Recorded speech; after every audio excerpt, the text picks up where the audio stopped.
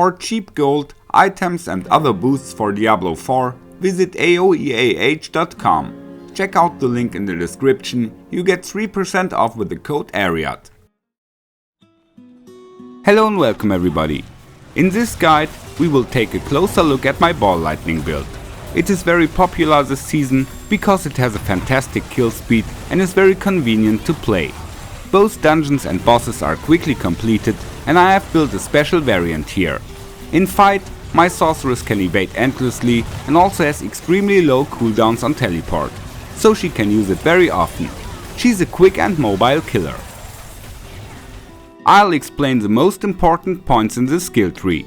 We skill Firebolt because we will use that as an enchantment, so the enemies will burn and we can benefit from the firebolts in the Paragon system.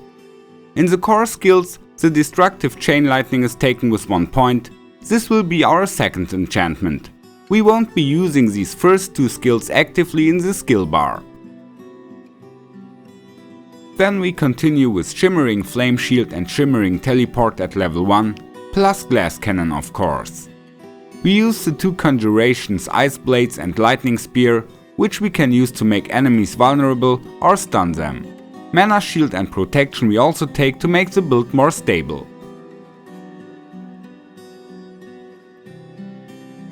Then Ball Lightning maximized of course, and we also take two passive skills in the masteries. The ultimate is Unstable Currents.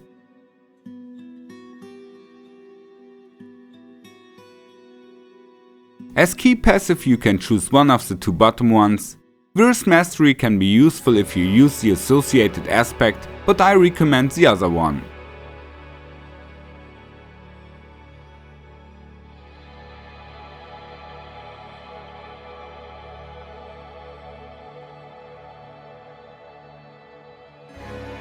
In the Paragon system we use Burning Instinct, Static Surge, Frigid Fate and Ceaseless Conduction, so we can take extra damage to burning, stunned and vulnerable monsters. Then as a last board I recommend Enchantment Master.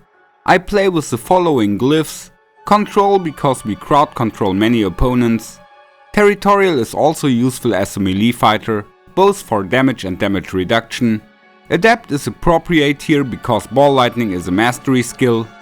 Flame Feeder increases damage to burning enemies, and Destruction increases critical strike damage. In the last board, the glyph Exploit. While leveling up you can also play it earlier and exchange with any of the others. Now for the equipment. The Godslayer Crown is awesome for this build. Cooldown reduction, life, more damage, and also the unique aspect is okay. We wear the Raiment of the Infinite, which is extremely good here because we can teleport very often. As a melee fighter, it is also very nice to pull the monsters and stun them. On the gloves, I would like to roll attack speed instead of overpower damage on it, then they are pretty fine. The aspect is also very handy for the build because we use Flame Shield a lot and our playstyle generally consists of running through enemies. The pants should have +4 to Ball Lightning when upgraded, plus defensive affixes like extra life and damage reduction. The Disobedience aspect stacks extra armor. The shoes are Flicker Step. They are really worth it because as I said we'll be running through enemies a lot or actually dashing through them. The staff should be Innocuous because so we get additional charges on evade and also many teleport skill levels, which lowers its cooldown. If you don't have it yet, the build also works without all the unique items. On the amulet we want +3 to mastery skills, cost and cooldown reduction are also welcome. We play the Eternal aspect here to maximize our crit chance. On the rings we want to have resource generation, crit chance and damage. The resource aspect is handy to recharge mana, and thanks to the Chain Lightning enchantment, the speed aspect from my other ring triggers too. Best on the focus would be cost and cooldown reduction, resource generation and critical strike chance. And of course, we want to have the Ball Lightning aspect as well, it is fundamental for this build. Now briefly the pacts. Metamorphosis is most important because it overrides the random teleporting from the Oculus. Instead, we then have a white dash on evade.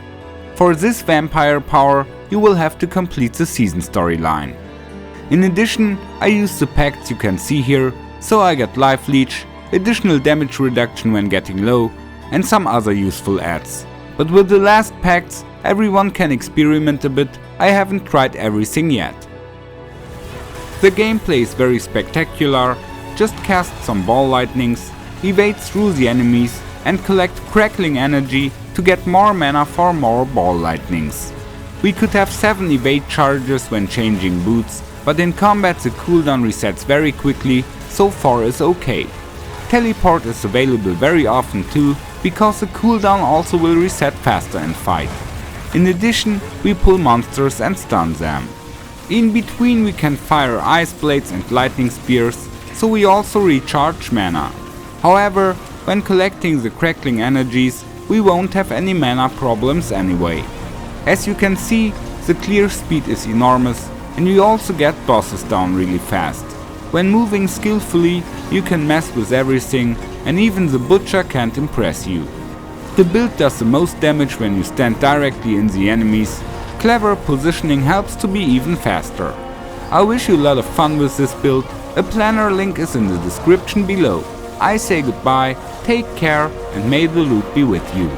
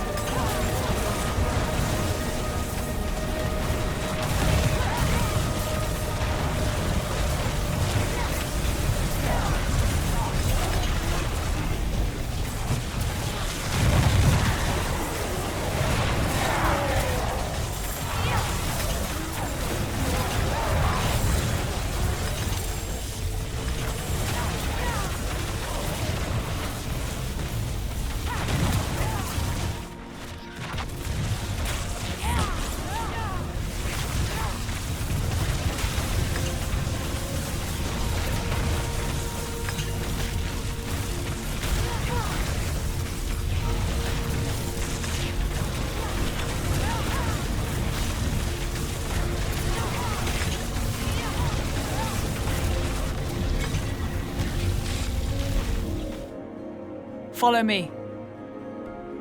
Thanks. I'll be seeing you.